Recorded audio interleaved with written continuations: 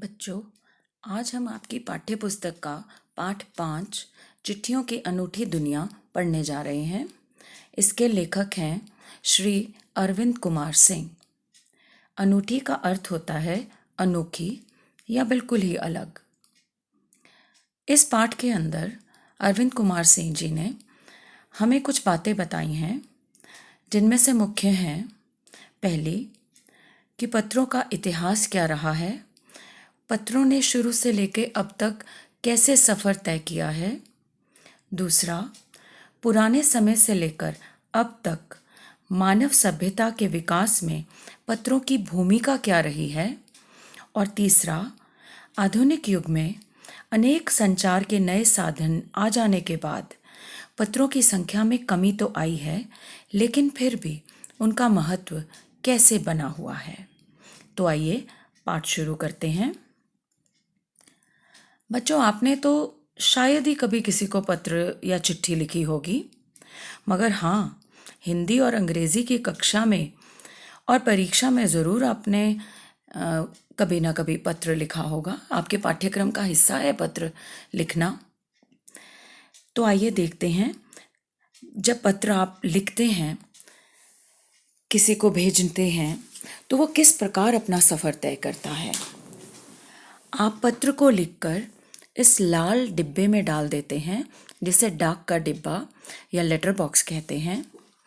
फिर डाकघर वाले अगर आसपास कहीं हो, उसी शहर में या आसपास के शहर में हो, तो गाड़ी के द्वारा, ज़्यादा दूर हो तो रेलगाड़ी के द्वारा, और यदि विदेश का पत्र हो तो हवाई जहाज़ के द्वारा उस पत्र को उस शहर में भेज देते हैं। फिर उस शहर के डाकघर का डाकिया उस पत्र को लेकर सही पते तक पहुंचा देता है। तो इस प्रकार आपका लिखा हुआ पत्र अपने ठिकाने पर पहुंच जाता है। यदि आप डाकघर में जाएं तो ये सब सुविधाएं आपको, अलग अलग तरह के पत्र आपको वहां पर मिल जाएंगे। जैसे पोस्ट कार्ड, जो कि बहुत कम मूल्य का होता है, जिसे कोई भी खरीद कर उस पर पूरे देश में कहीं भी पत्र भेज सकता है। उसके बाद आता है ये हरे रंग का अंतर्देशीय पत्र, जिसे आप पूरे देश में कहीं भी भेज सकते हैं, और ये बंद भी हो जाता है ताकि आपने जो बात लिखी है वह सब ना पढ़ सकें। उसके बाद ये नीले रंग का पत्र, यदि आपने विदेश में पत्र भेजना हो तो इसे प्रयोग किया जाता है, इसे एरोग्राम कहते हैं। इसके अलावा भी बच्चों, आप एक पेज पर पत्र लिखकर उसे किसी लिफाफे में डालकर भी भेज सकते हैं, लेकिन फिर उसके लिए आपको डाक टिकट लगानी पड़ती है, जिसके कि 2 चित्र यहाँ पर आपको दिखाई दे रहे हैं। इसके अलावा भी बहुत तरह के डाक टिकट और अलग अलग मूल्यों के डाक टिकट होते हैं। इन सब चिट्ठियों और पत्रों की सुविधाओं के अलावा डाकघर के द्वारा आप किसी दूसरे व्यक्ति को पैसे भी भेज सकते हैं। उसके लिए एक मनी ऑर्डर फॉर्म आपको मिल जाएगा डाकघर से, जिस पर कि आप जहाँ पैसे भेजना चाहते हैं उसका पता लिखकर पैसे देकर उसे भेजा जा सकता है। लेकिन पत्रों की शुरुआत बच्चों कैसे हुई थी? पुराने समय में जब यातायात के साधन नहीं होते थे, बहुत ही पुराने काल में, तब पक्षियों, विशेषकर कबूतरों द्वारा पत्रों को या संदेशों को एक स्थान से दूसरे स्थान पर भेजा जाता था। उसके बाद राजाओं महाराजाओं ने तेज दौड़ने वाले व्यक्तियों को इस कार्य के लिए इस्तेमाल करना शुरू किया। इन्हें हरकारे कहा जाता था। उसके बाद फिर घोड़े या घुड़सवारों को भी भेजा जाने लगा। परंतु पहिए के आविष्कार के बाद संचार में बहुत तेजी आई। जैसे कि आपको पता ही है, पहिए के आविष्कार के बाद मनुष्य ने बैलगाड़ी बनाई। फिर उसके बाद धीरे धीरे हर तरह के यातायात के साधन बन गए। पहले सड़क पर चलने वाले, उसके बाद रेलगाड़ी, उसके बाद हवाई जहाज़ और समुद्री जहाज़। इन सुविधाओं के आने पर संचार का माध्यम बहुत ही तेज हो गया और बहुत शीघ्रता से पत्र एक स्थान से दूसरे स्थान पर पहुंचाए जाने लगे। लेकिन पत्रों जब हर देश में डाक सेवा शुरू हो गई तो लोगों को प्रोत्साहित करने के लिए और डाक सेवा को सफल करने के लिए लोगों विश्व डाक संघ ने कई प्रयास किए, जैसे कि स्कूली बच्चों के लिए प्रतियोगिताएं करवाई गईं। स्कूली पाठ्यक्रम में पत्र लेखन को जोड़ा भी गया। परंतु बच्चों, आजकल आपको जैसे पता ही है, बहुत से आधुनिक साधन आ गए हैं जिससे संचार का माध्यम अति ही शीघ्रता से कार्य करता है। इन सब साधनों की वजह से हमारे पत्रों की संख्या में कमी अवश्य आई है।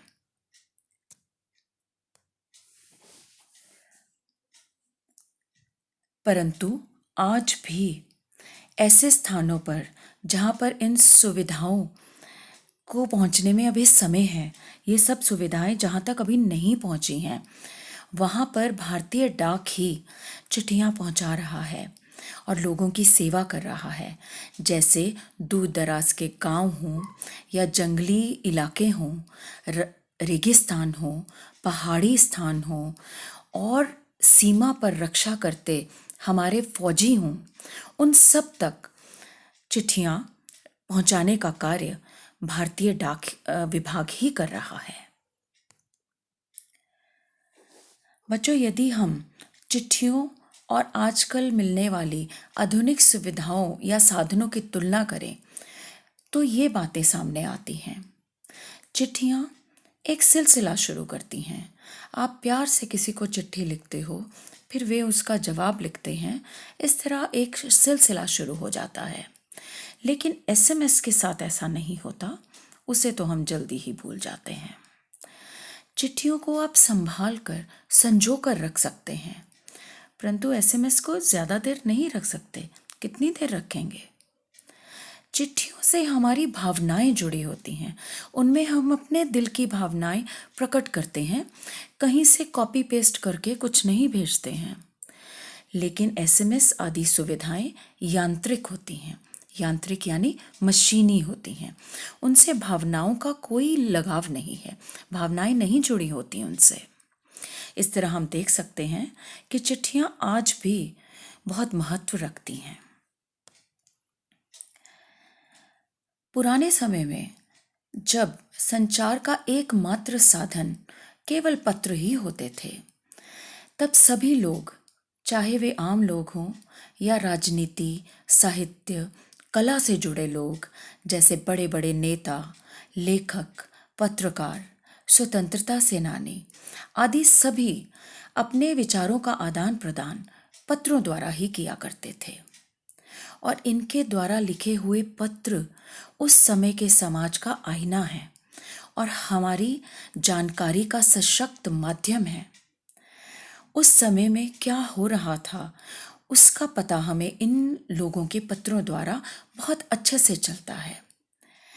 इस बात का उदाहरण है ये कुछ पुस्तकें, जैसे पिता के पत्र पुत्री के नाम, जो कि जवाहरलाल नेहरू जी ने लिखी थी, पंत के 200 पत्र हरिवंश राय बच्चन द्वारा लिखी गई, पत्रों के आईने में दयानंद सरस्वती डॉक्टर राजेंद्र प्रसाद ने लिखी थी, और महात्मा और कवि नामक पुस्तक में गांधी और रविंद्रनाथ टैगोर के बीच हुए पत्राचार का संकलन है। बच्चों, बड़े बड़े नेताओं को देश विदेश से अनेक लोग पत्र लिखते थे और नेता लोग भी उन पत्रों का उत्तर देने का प्रयास करते थे। यदि ऐसा कोई भी पत्र किसी व्यक्ति के पास होता जो कि किसी बड़े नेता ने भेजा हो, तो वह उसे फ्रेम करवा कर रखता था और एक प्रशस्ति पत्र के समान समझता था। इन नेताओं में से सबसे बड़ा उदाहरण है गांधी जी का। गांधी जी को पूरे देश के साथ साथ विदेशों से भी बहुत से पत्र आते थे। उनको पत्र केवल गांधी इंडिया लिखे हुए आते थे और उन तक पहुंच जाते थे, क्योंकि गांधी जी एक बहुत ही लोकप्रिय नेता थे। कहा जाता है कि गांधी जी हर पत्र का उत्तर स्वयं लिखते थे। लिखते लिखते यदि उनका दायां हाथ दुखने लगता तो वे बाएं हाथ से लिखना आरंभ कर देते थे।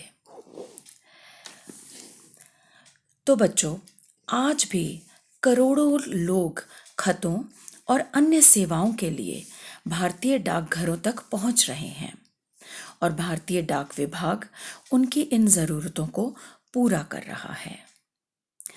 बच्चों, पाठ में आई हुई सारी महत्वपूर्ण जानकारी मैंने आपको इस वीडियो के माध्यम से दे दी है। इसे सुनने के साथ साथ आप अपनी पुस्तक में से पाठ व शब्दार्थ पढ़िए व उन्हें समझिए। धन्यवाद।